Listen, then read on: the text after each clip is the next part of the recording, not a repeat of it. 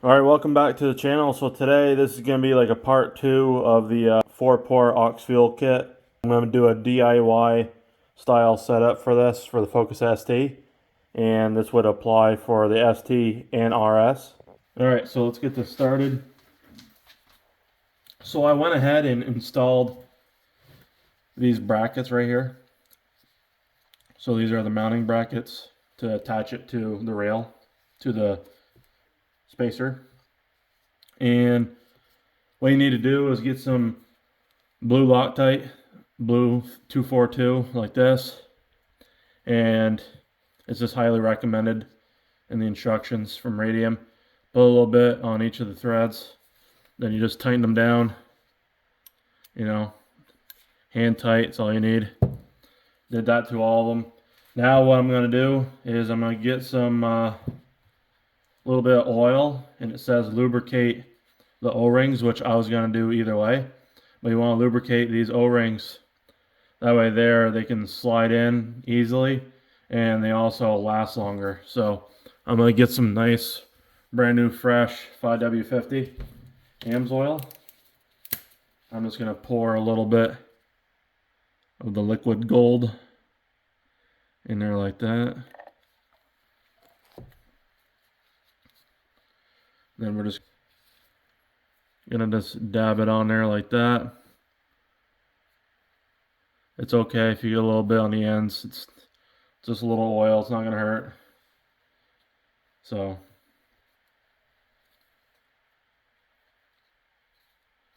nice and lubricated. There we go.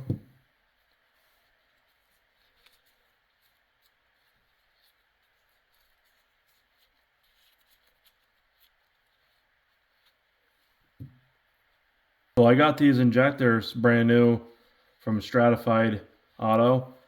Highly recommend it. They actually flow match these injectors before they send them out, so that way they're matched up evenly throughout each cylinder. So it just optimizes the setup a little bit better doing it that way. Sometimes you'll get like some Bosches, or you'll get injectors basically that even though they're brand new, they might not actually be 100% spot on with each other in terms of flow and whatnot. So like the spray pattern might be a little off or something. So we're gonna spray my hands with some alcohol. And with there I get the oil off the gloves. Alright. So let's look at this right here. So we're going to look at it. So it's going to be like this.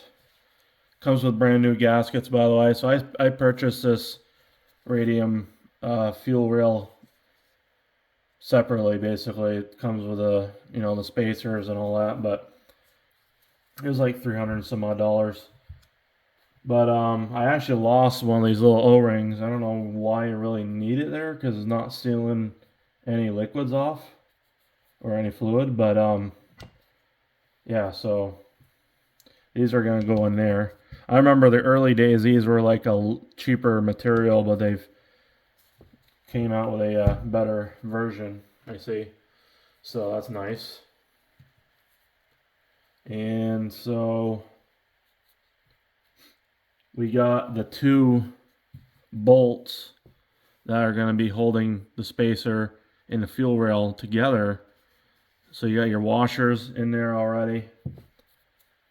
And so what they want you to do is install this into there like that, and then put your O-ring. So they want you to put that in there like that with the washer. Put the O-ring in here. So it's going to be like that.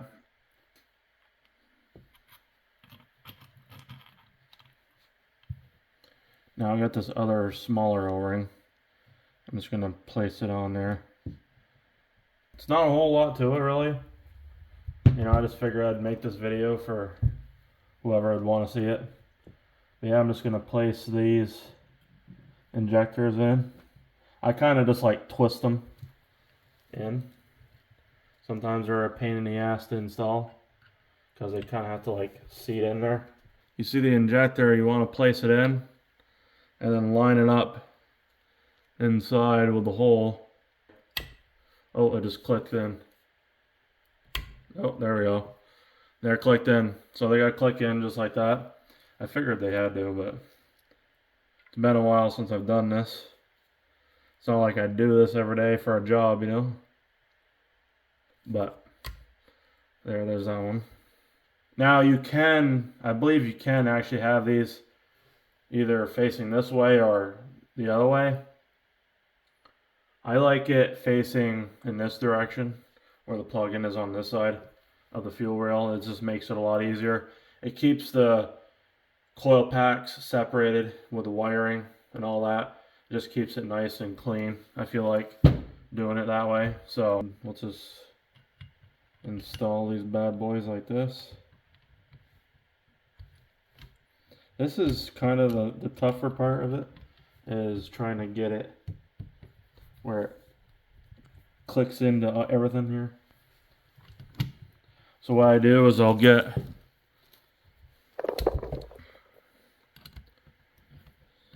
these started. It'll kind of feed everything in to place. You can see it already doing it. You want to just feed that in, and it'll just draw the fuel rail and the injectors in.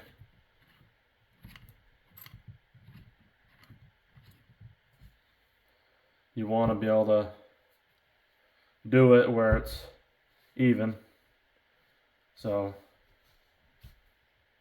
yep.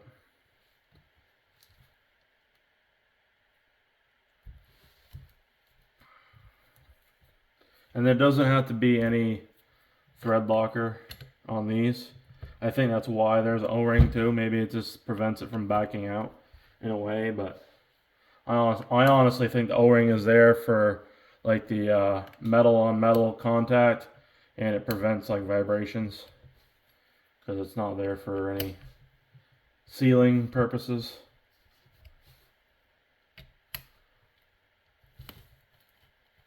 I'm just tightening it down right now, getting the final torque down. Don't want to tighten it down too much because you could break it. So it's aluminum, so we want to just make sure it's all good.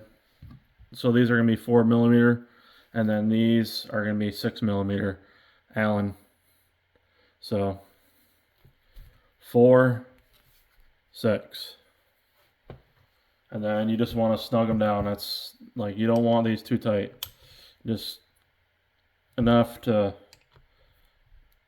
have it in there, but that's it, like literally. And I also like to lube up these right here with some oil or something, you know, silicone, or just to make them last longer. And these can move around. That's how they should be. So I have them all lubed up, so it's good. And then yeah, so there's all your fuel nozzles. You can see they're poking through. That's how it should be. Line, now I'm gonna get it. This is -6 with a 10 orb fitting. So a -10 AN orb, and then -6 male. So yeah, so this is I believe a 180, and then it's going to allow me to run it right here. That way there it's not running underneath the manifold, and it's going to be longer. The ESP kit likes to have a little bit extra hose and run it underneath and in between the engine and whatnot. I'm going to just bring it up here. So I had to order a -8 AN orb that goes right in there. I'm unboxing the new Aux fuel controller that I purchased from Stratified Auto, and it's basically a replacement for anyone that is running the 4-port aux with the split-second controller. And if you want to replace the split-second controller with something that's updated, then this is what you want right here. Now, in terms of, you know, anything else that could be better, that's coming in the future. There's going to be other versions coming out. This is a V1 for this controller. But what's nice is you could possibly send in your old controller that you purchased through Alex at Stratified, send it in and have it upgraded to the newer version. Actually, no, this is the controller right here. Oh, this thing. That's pretty cool. So here's the controller.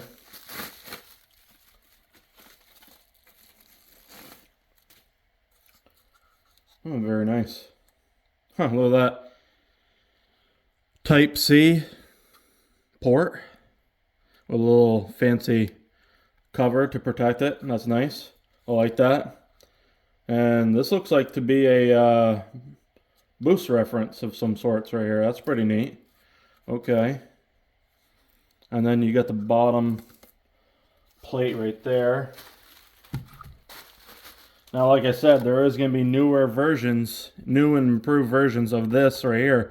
But this is going to replace the split-second controller for anybody that wants to do that. Which I like this new updated look. Here's the plug-and-play harness. So there's no soldering involved now. So that's very nice. I like that.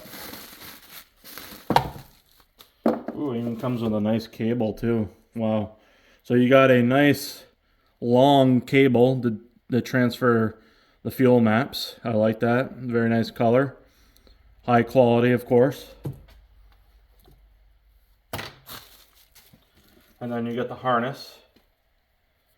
Wow, very nice. Even comes with a add fuse already built into it, so you don't even have to worry about it, and a fuse already. Very interesting, a 15 amp fuse. Okay, that's very nice. Injector connectors. Here's your main connector right there. I mean, this is high quality, boys. This is awesome. Amazing. So the boost reference then, so is you don't have to tie into the intake manifold sensor, must be. You just reference boost to it and it reads boost. That's very, very interesting. I'm going to leave the plastic on there, I think, for now. Yeah, 3M tape with basically Velcro attachments on here. So the recommendation is to attach this somewhere away from the engine, basically on your fuse box cover. So it's going to be the best place for it. You have options to screw it down too, with some self-tapping style screws if you want to do that. I just use these right here. This is the best way, honestly, and they hold up plenty fine. Maybe the best thing to do is just heat up the glue a little bit with the hair dryer, and it'll stick a little bit better. But other than that, you're pretty much golden. So what's nice about this is you don't have to take the top off like you would the split-second controller. You would basically just hook up to your Type C and it's all updated stuff. So yeah, that's awesome, man. Very proud of this setup here.